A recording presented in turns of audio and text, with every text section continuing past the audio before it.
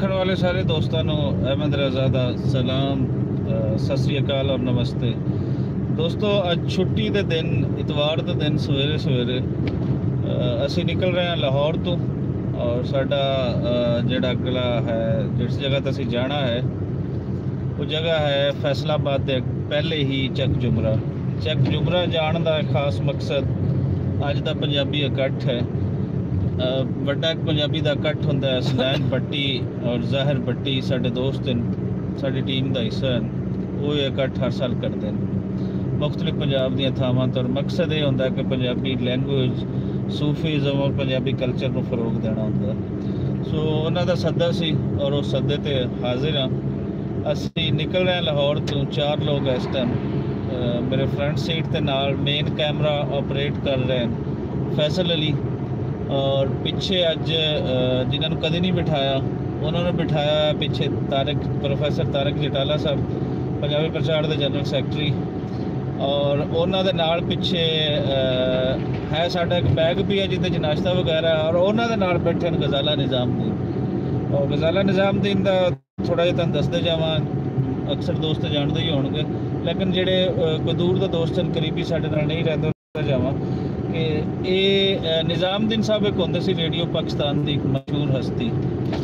ये उन्हां दी बेटी है और साडी खुशकिस्मती है कि उन्हां दे नाल है। कोई सियाणप की गल, कोई दानिश की गल, जिहड़ी निज़ामुद्दीन साहब का खासा सी वो इन्हां दा खासा भी है। तो एक सियासी पार्टी नाल भी वस्ता है, सोशल एक्टिविस्ट है, ह्यूमनिस्ट है, और अपनी लाइफ का मकसद जिहड़ा है वो खवातीन दे हकूक की जदोजहद और सोसाइटी के जोड़े होर कोई कालियां भेड़ा हैं उन्होंने बेनिकाब करके तो उनका कोई बेहतर सलूशन जोड़ा है वो लभना है। और पंजाबी की जंग दे विच जिहड़ी बड़े घट लोग लैंदे पंजाब दे विच, उनके मोहरियां दे विच एक लंबी जदोजहद है इन्हां दी जिहड़ी साडे नाल लड़ रहे हैं। इस तरह तारक जटाला साहब जदों दा असीं होश संभाला है पंजाबी दे विच, अपने अगे देखा है सारे दोस्त पिछे होंदे ने। तो सब तो पहले काली तौर पर कॉल करनी, किसी को प्रोग्राम अरेंज करने, उसकी फिक्र अगर किसी इंसान को सब तो साढ़े च होंदी है तो तारक साहब। और इस टाइम असी जी पहुँच चुके हैं, साढ़े सामने नज़र आ रही है रावी टूल प्लाजा, और असी क्रॉस कर रहे हैं। तो इस तो क्रॉस करन तो फौरन बाद मैं फिर तारक जटाला साहब और गजाला निज़ामुद्दीन इन्होंने मैं रिक्वेस्ट कराँगा कि वो तुहाडे नाल गलबात करनगे। फिलहाल छोटा जिहा एक वक्फा इंजॉय करो।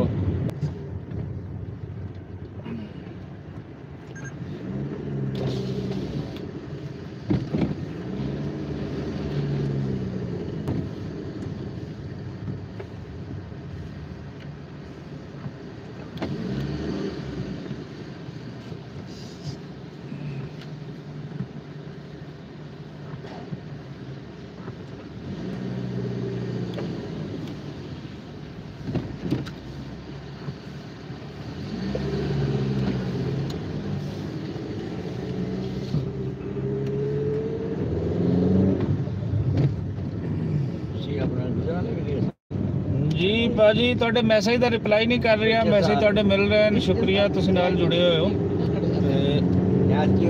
जिस तरह मैं दस्सिया सी जी रावी टोल प्लाजा वो क्रॉस कर रही है, इस टाइम असीं मोटरवे ते अगे आ गए हैं। और तारक साहब को थोड़ी जी उच्ची आवाज़ दे विच की कहंदे हो, मैं पिछे मोबाइल का मुँह करा या कि तुसीं इस तरह ही गल करनी पसंद करोगे? जिस तरह मुनासिब समझदे हो उस तरह कर लेना। चलो दोनों कर लेना। लो जी यह है फ्रंट कैमरा, और ये पिछे गजाला निज़ामुद्दीन जी बड़ी जी ऐनक ला के खत बैठे हैं, ये हैं गजाला निज़ामुद्दीन साहबा, और पिछे जवान जोड़े बैठे हैं ये हैं तारक जटाला साहब। जटाला साहब अज दे पंजाबी प्रोग्राम जोड़ा हसनैन भट्टी साहब करन जा रहे हैं, और इसनों किस तरह तुसीं देखते हो कि अपने ख्यालात का इजहार किहड़े लफ्ज़ां च करोगे? हाँ जी, हसनैन भट्टी साडे एक बहुत बड़े साथी और बहुत मतलब उच्चे लैवल के पंजाबी सेवक ने, पेशे के लिहाज नाल अपना एजुकेशनिस्ट ने, और स्पैशल बच्चों की तलीम इन्होंने फील्ड है। और पंजाबी जबान और पंजाबी कल्चर की मतलब जी लहर चल रही पंजाब के बहुत काबिल एतमाद किस्म के लोग ने, उन्होंने मैं उन्होंने कहना वा डस्के भी है मतलब बनाते रहे ने मेरे हाल अजकल भी शायद उधर ही ने अपने पेशे के लिहाज नाल ते उत्थे भी इन्हें काफ़ी फंक्शन किए फिर गुजरां वाले इन्होंने पिछले साल बहुत बड़ा कट किया सी और वो किस्म का मतलब बंदे ने कि जेडे जो काम करते हैं और पूरी तरह इन्वॉल्व हो के जैनी माली हर लिहाज नाल मतलब काम को पूरे तौर नाल करके ते फिर कोई चीज़ पेश करते हैं।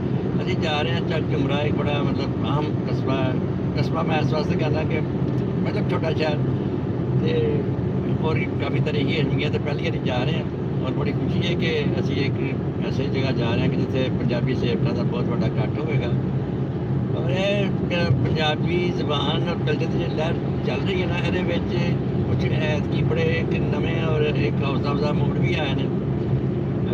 हाई कोर्ट ने पिछले जो फैसला दिता है कि पंजाबी जबान को मुंडली तलीम का हिस्सा बनाया जाए प्राइमरी लैवल के हिसाब न बल्कि तो बाद भी तो ज़ाहिर एक और भी गलबात होएगी।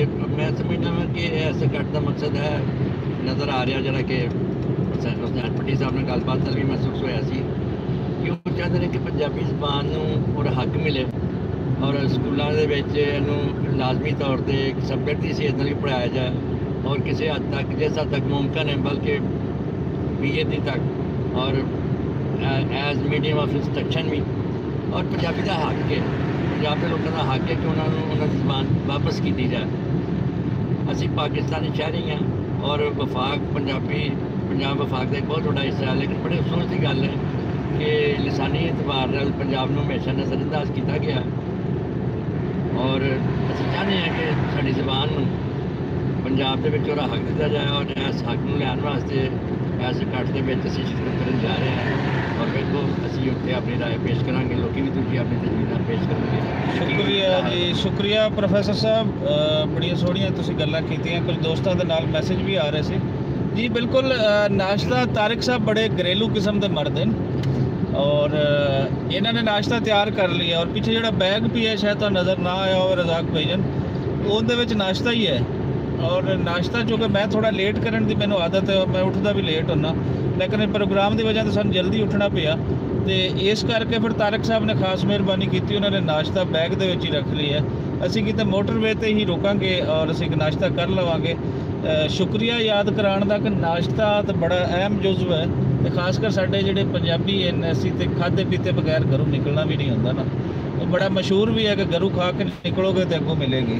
तो दूसरा कि कैनेडा तो एक दोस्त एक साढ़े वीर का एक मैसेज आ रही असी एग्जैक्ट मैं मैसेज नहीं पढ़ा उन्होंने लिखा है कि Punjabi is the home language of Canada बिल्कुल है जी होम लैंगुएज ऑफ कैनेडा लेकिन पंजाबी का जोड़ा जंपल है पंजाबी का एक जोड़ा ओरीजन तुसीं कह सकते हो वो तो यही पंजाब है ना साडा इंडियन और पाकिस्तानी पंजाब और ਉਹਦੇ ਵਿੱਚ ਜਿਹੜੀ ਇੱਕ ਵੱਡੀ ਆਬਾਦੀ ਤੁਸੀਂ ਕਹਿ ਸਕਦੇ ਹੋ 60% ਤੋਂ ਅਬਵ ਆਬਾਦੀ ਜਿਹੜੀ ਦੁਨੀਆ ਦੇ ਵਿੱਚ ਪੰਜਾਬੀ ਬੈਠੇ ਨੇ ਉਹਨਾਂ ਦੇ ਵਿੱਚੋਂ 60+ ਉਹ ਪਾਕਿਸਤਾਨੀ ਪੰਜਾਬ ਦੇ ਵਿੱਚ ਸੋ ਇੰਡੀਆ ਦੀ ਲੈਂਗੁਏਜ ਜਿਹੜੀ ਪੰਜਾਬੀ ਹੋ ਰਹੀ ਹੈ ਬੜੀ ਖੁਸ਼ੀ ਹੁੰਦੀ ਸਾਨੂੰ ਕਿ ਅਮਰੀਕਾ ਕੈਨੇਡਾ ਉਹਨਾਂ ਦੇ ਥਰੂ ਹੋ ਕੇ ਤੇ ਪੰਜਾਬੀ ਜਿਹੜੀ ਹੈ ਉਸ ਨੂੰ ਮਾਨਤਾ ਮਿਲੇ ਕਿਉਂਕਿ ਸਾਡੇ ਪੰਜਾਬੀ ਦੇ ਨਾਲ ਇੱਕ ਜਿਹੜਾ ਮਸਲਾ ਉਹ ਵੀ ਜੁੜਾ ਹੋਇਆ ਹੈ ਕਿ ਇਹਦੇ ਨਾਲ ਜਿਹੜਾ ਇੱਕ ਸਾਜ਼ਿਸ਼ ਦੇ ਤਹਿਤ ਇਹ ਜੋੜ ਦਿੱਤਾ ਗਿਆ ਕਿ ਪੰਜਾਬੀ ਮਾੜਿਆਂ ਦੀ ਲੈਂਗੁਏਜ ਹੈ ਪੰਜਾਬੀ ਪੇਂਡੂਆਂ ਦੀ ਲੈਂਗੁਏਜ ਹੈ ਔਰ ਮੇਰੇ ਜਿਹੇ ਪੇਂਡੂ ਤੇ ਆਪਣੇ ਆਪ ਨੂੰ ਪੇਂਡੂ ਕਲਾਉਣ ਤੇ ਫਖਰ ਕਰਦੇ ਨੇ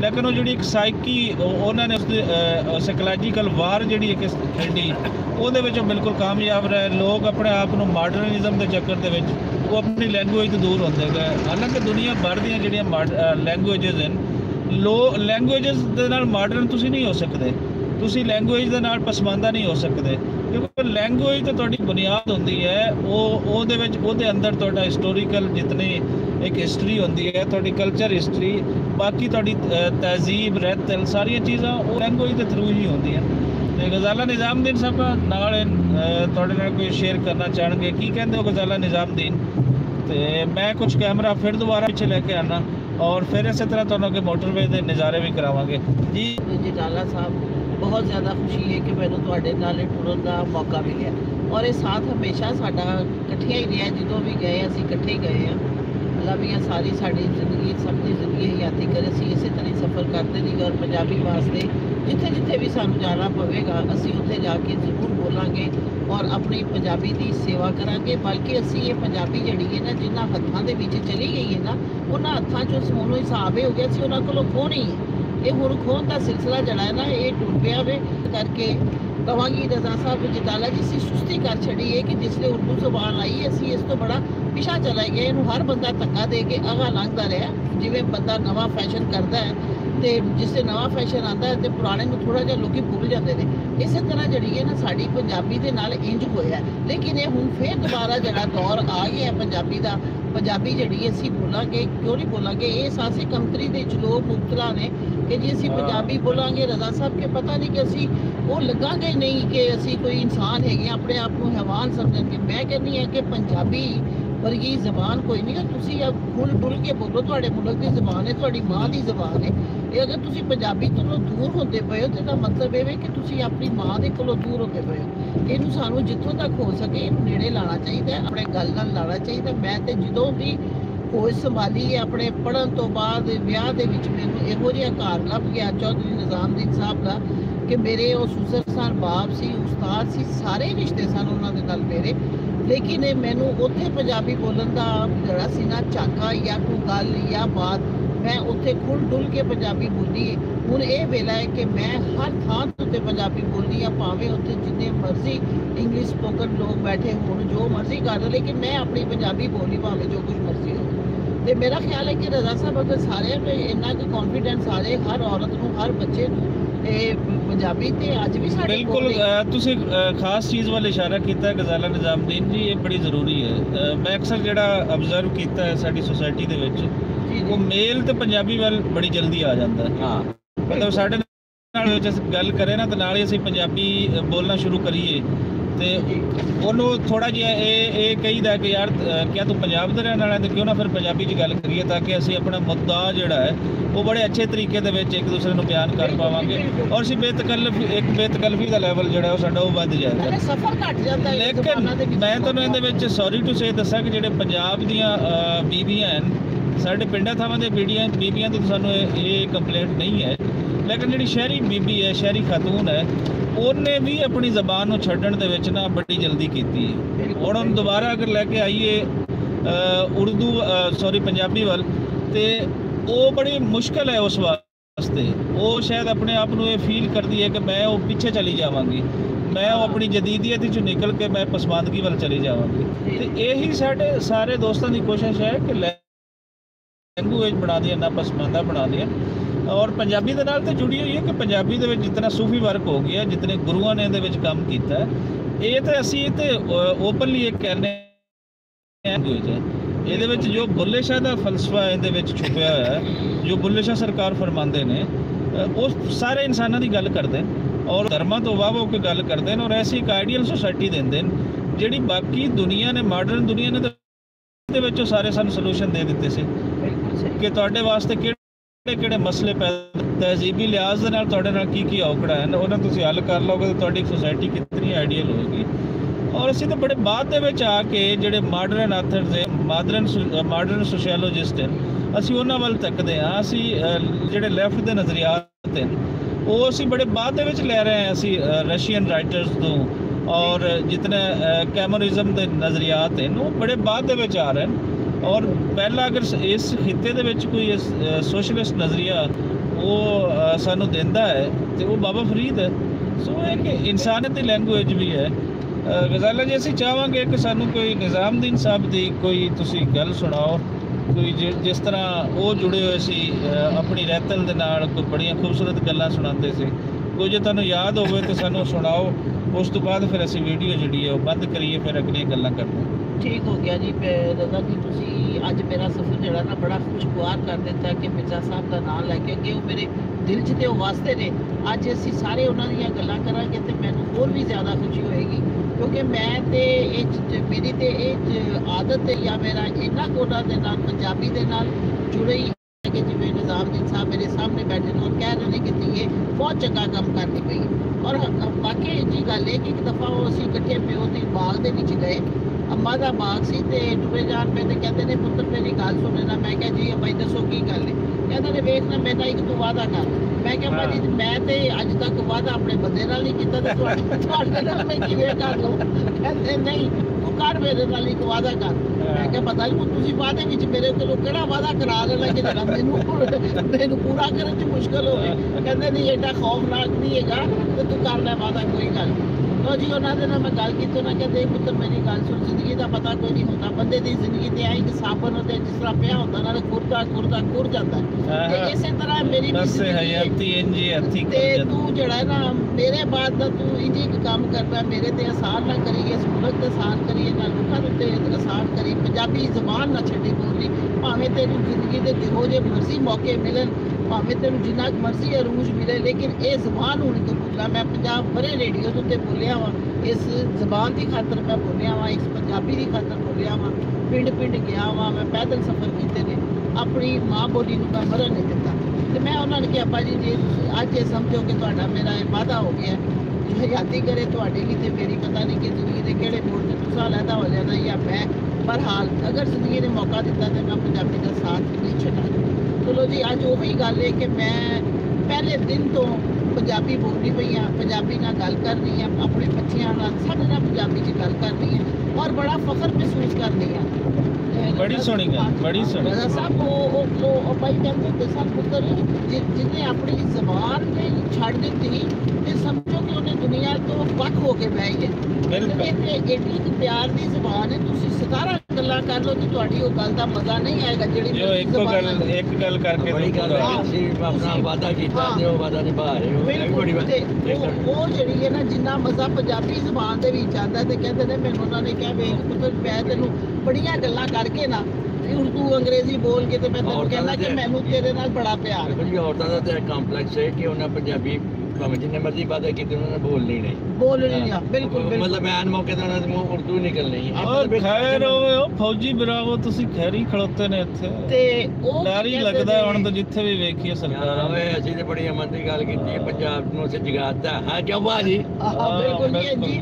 ਤੇ ਉਹਨਾਂ ਨੇ ਮੈਨੂੰ ਕਿਹਾ ਕਿ ਵੇਖੇ ਨਾ ਮੈਂ ਅੰਗਰੇਜ਼ੀ ਦੀ ਵੀ ਮੈਂ ਬਾਹਰ ਦੇ ਮੁਲਕਾਂ 'ਚ ਵੀ ਸਫ਼ਰ ਕੀਤਾ, ਮੈਂ ਹਰ ਜਗ੍ਹਾ ਦੇ ਉੱਤੇ ਗਿਆ ਵਾਂ।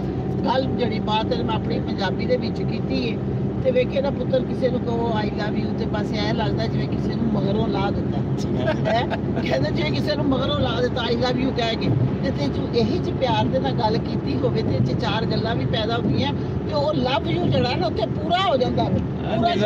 ਨਿਜ਼ਾਮਦੀਨ ਸਾਹਿਬ ਦੀ ਇਹ ਖੂਬੀ ਸੀ ਵੀ ਉਹ ਜਿਹੜੀ ਵੀ ਗੱਲ ਕਰਦੇ ਸੀ ਨਾ ਹਾਂਜੀ ਉਹਦੀ ਰੂਹ ਦੇ ਵਿੱਚ ਵੜ ਕੇ ਕਰਦੇ ਆ। ਬਿਲਕੁਲ ਉਹ ਸਮਝ ਜਾਂਦੇ। ਮੈਨੂੰ ਵੀ ਯਾਦ ਹੈ ਕਿ ਮੇਰੇ ਨਾਨਾ ਜੀ ਵਲੀ ਮੁਹੰਮਦ ਸਾਹਿਬ ਉਹਨਾਂ ਕੋਲ ਕੋਈ ਵੱਡਾ ਰੇਡੀਓ ਹੁੰਦਾ ਤੇ ਅਸੀਂ ਛੋਟੇ ਮੈਨੂੰ ਅਗਰ ਕੋਈ ਰੇਡੀਓ ਸੁਣਨਾ ਸ਼ੁਰੂ ਕੀਤਾ ਜਾਂ ਮੈਂ ਮਿਊਜ਼ਿਕ ਦੇ ਨਾਲ ਜੁੜਿਆ ਤੇ ਉਹ ਬਾਬਾ ਜੀ ਸਨ ਵਲੀ ਮੁਹੰਮਦ ਸਾਹਿਬ।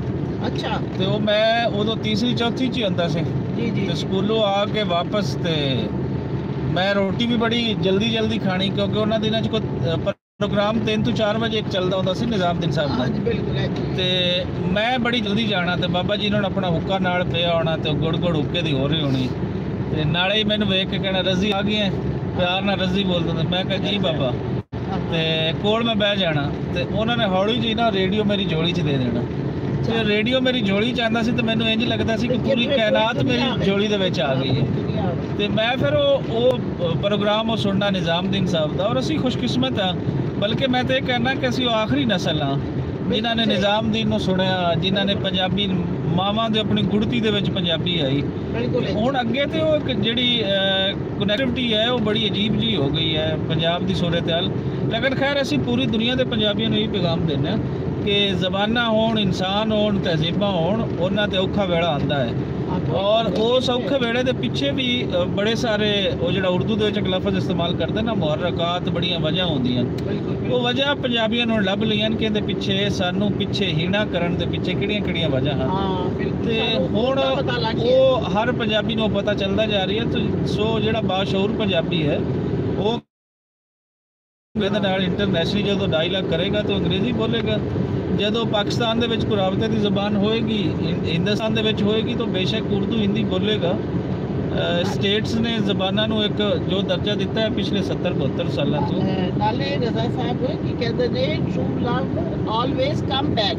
ਜੋ ਕੁਛ ਮਰਜ਼ੀ ਕਰੇ ਪੰਜਾਬੀ ਨੇ ਆਣਾ ਹੀ ਆਣਾ ਹੈ। ਇਹ ਘਰਾਂ ਘਰਾਂ 'ਚ ਪੰਜਾਬੀ ਬੋਲੀ ਜਾਣੀ ਹੈ ਔਰ ਦੇਖਣਾ ਤੁਸੀਂ ਇਹ ਬਹੁਤ ਬੜਾ ਇਹ ਫੈਸ਼ਨ ਬਣ ਜਾਣਾ ਪੰਜਾਬੀ ਬੋਲਣਾ। ਬਲਕਿ ਹੁਣ ਤੇ ਮੈਂ ਤੇ ਕਹਿਣਾ ਕਿ ਉਹ ਜਿਹੜਾ ਕਿਸੇ ਗੁਰਦਾਸ ਮਾਨ ਨੇ ਜਾਂ ਕਿਸ ਨੇ ਗਾਇਆ ਸੀ ਜਾਂ ਬੱਬੂ ਮਾਨ ਨੇ, ਉਹ ਜੇ ਪੰਜਾਬ ਵਿੱਚ ਰਹਿਣਾ ਪੰਜਾਬੀ ਬੋਲਣੀ ਪੈਣੀ ਆ। ਹਾਂ ਬਿਲਕੁਲ ਬਿਲਕੁਲ। ਸੋ ਸਾਨੂੰ ਕੋਈ ਇਹ ਕਹਿਣਾ ਚਾਹੀਦਾ ਹੈ, ਇਹ ਅਸੀਂ ਨਾਮ ਨਿਆਜ਼ ਸਿਵਲਾਈਜੇਸ਼ਨ ਦੇ ਚੱਕਰ ਦੇ ਵਿੱਚ ਅਸੀਂ ਆਪਣੇ ਆਪ ਸਾਰਾ ਕੁਝ ਖਤਮ ਕਰਕੇ ਦਿੱਤਾ ਹੈ।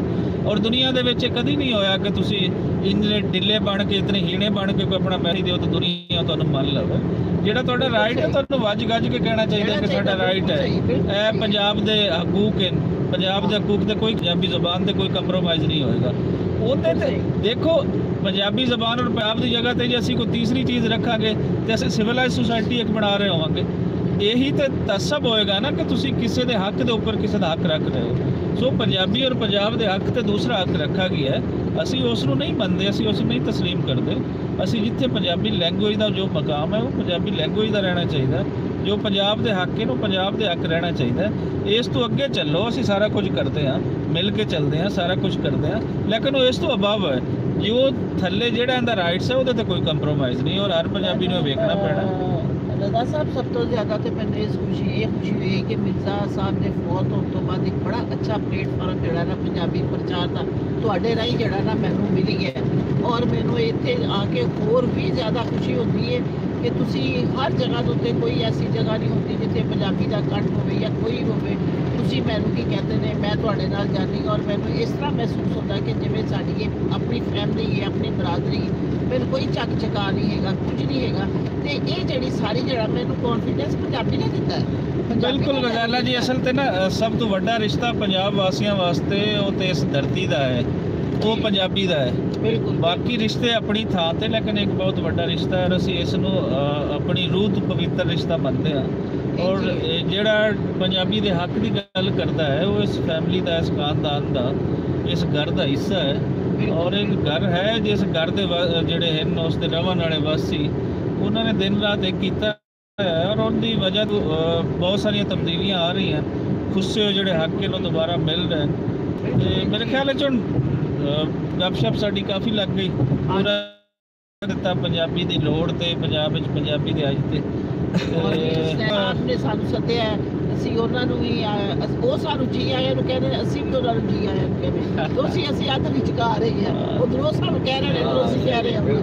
ਮਿਲਦੇ ਆ, ਜੁੜੇ ਰਹਿਣਾ ਸਾਡੇ ਨਾਲ ਫੈਸਲ ਅਲੀ ਵੀ ਹਨ। ਔਰ ਫੈਸਲ ਅਲੀ ਕੋਲ ਜਿਹੜਾ ਸਾਡਾ ਮੇਨ ਕੈਮਰਾ ਹੈ ਉਹ ਫਰੰਟ ਸੀਟ ਤੇ ਬਹਿ ਕੇ ਆਪਰੇਟ ਕਰ ਰਹੇ ਹਨ ਔਰ ਪੂਰੀ ਗੱਲਬਾਤ ਉਹਨਾਂ ਦੇ ਥਰੂ ਵੀ ਰਿਕਾਰਡ ਹੋ ਰਹੀ ਹੈ। ਔਰ ਪੂਰੇ ਮੰਜ਼ਰ ਜਿਹੜੇ ਉਸ ਕੈਮਰੇ ਦੇ ਥਰੂ ਹੋ ਰਹੇ ਹਨ ਉਹ ਸ਼ਾਇਦ ਮੋਬਾਈਲ ਕੈਮਰਾ ਨਾ ਦਿਖਾ ਪਾਏ, ਸੋ ਉਹਦੀ ਵੀਡੀਓ ਵੀ ਅਪਲੋਡ ਹੋਣਗੀਆਂ, ਉਹ ਵੀ ਦੇਖਦੇ ਰਹਿਣਾ। ਔਰ ਇਸ ਤੋਂ ਅੱਗੇ ਬਾਕੀ ਪ੍ਰੋਗਰਾਮ ਦੇ ਵਿੱਚ ਜਾਂਦੇ ਆ ਔਰ ਜਾਂ ਰਸਤੇ ਦੇ ਵਿੱਚ ਕੁਝ ਅਸੀਂ ਤੁਹਾਨੂੰ ਕੋਈ ਦਿਖਾਉਣਾ ਚਾਹਾਂਗੇ, ਕੁਝ ਅਸੀਂ ਬਿਹਤਰ ਚੀਜ਼ਾਂ। जीटी रोड तो ਅਸੀਂ ਨਿਕਲਾਂਗੇ ਸ਼ੇਖੂਪੁਰਾ ਤੋਂ ਅੱਗੇ जी जीटी नहीं मोटरवे जी मोटरवे तो चलिए, मोटरवे तो निकलिए। चलो जी, जो भी फैसला होता है ਤੁਹਾਡੇ ਨਾਲ ਮਿਲਦੇ ਆ ਤੇ ਜ਼ਰਾ ਨਜ਼ਾਰੇ ਕਰ ਲਓ ਕੋ 2 ਮਿੰਟ, ਉਸ ਤੋਂ ਬਾਅਦ ਮੈਂ ਕਰ ਦਾਂਗਾ। ਅੱਛਾ ਅੱਛਾ ਚਲੋ ਜੀ। ਨਹੀਂ ਤਾਰਕ ਸਾਹਿਬ ਜਿਹੜਾ ਚੱਕ ਜੁਮਰਾ ਜਾਣਾ ਹੈ ਉਹ ਫਿਰ ਕੰਮ ਹੀ ਕੋਈ ਸੜਕ ਹੋਏਗੀ ਨਾ, ਲਾਲਪੁਰ ਦੀ ਗੱਲ ਅਸੀਂ ਮੋਟਰਵੇ ਤੇ ਹੀ ਆ ਨਾ। ਨਹੀਂ ਅਸੀਂ ਫੈਸਲਾਬਾਦ ਹੋ ਕੇ ਆਵਾਂਗੇ ਨਾ ਵਾਪਸ। ਇਹ ਨਹੀਂ ਪਤਾ ਨਹੀਂ ਅਸੀਂ ਸ਼ੇਖੂਪੁਰਾ ਤੋਂ ਉਤਰਾਂਗੇ, ਅਸੀਂ ਜੀਟੀ ਰੋਡ ਤੇ ਜਾਵਾਂਗੇ। ਚੱਕ ਜੁਮਰਾ ਤੇ 20-25 ਕਿਲੋਮੀਟਰ ਮੇਰੇ ਖਿਆਲ ਦੇ ਵਿੱਚ ਨਾ ਪਹਿਲੇ ਆ ਜਾਂਦਾ ਹੈ ਔਰ ਨਨਕਾਣਾ ਸਾਹਿਬ ਜਿਵੇਂ ਹੀ ਕ੍ਰਾਸ ਕਰਾਂਗੇ ਤੇ ਉਸ ਤੋਂ ਅੱਗੇ ਕੋਈ 20 ਤੋਂ 25 ਕਿਲੋਮੀਟਰ ਅੱਗੇ ਆਏਗਾ। ਸ਼ੇਖੂਪੁਰੇ ਵਾਲੀ ਸੜਕ ਤੇ ਹਾਂ ਸ਼ੇਖੂਪੁਰੇ ਸੜਕ ਤੇ ਜਾਵਾਂਗੇ, ਪਰ ਫੈਸਲਾਬਾਦ ਜਾਵਾਂਗੇ ਤਾਂ ਬੜਾ ਲੰਬਾ ਪੈਂਦਾ। ਜਿਹੜੇ ਸਾਨੂੰ ਬਾਹਰੋਂ ਸੁਣ ਰਹੇ ਨੇ, ਬਾਹਰ ਦੇ ਮੁਲਕਾਂ ਸਾਡੀ ਬਣ ਜਾ ਜੀ ਜਾ ਰਹੀ ਹੈ ਤੇ ਦੇਖੋ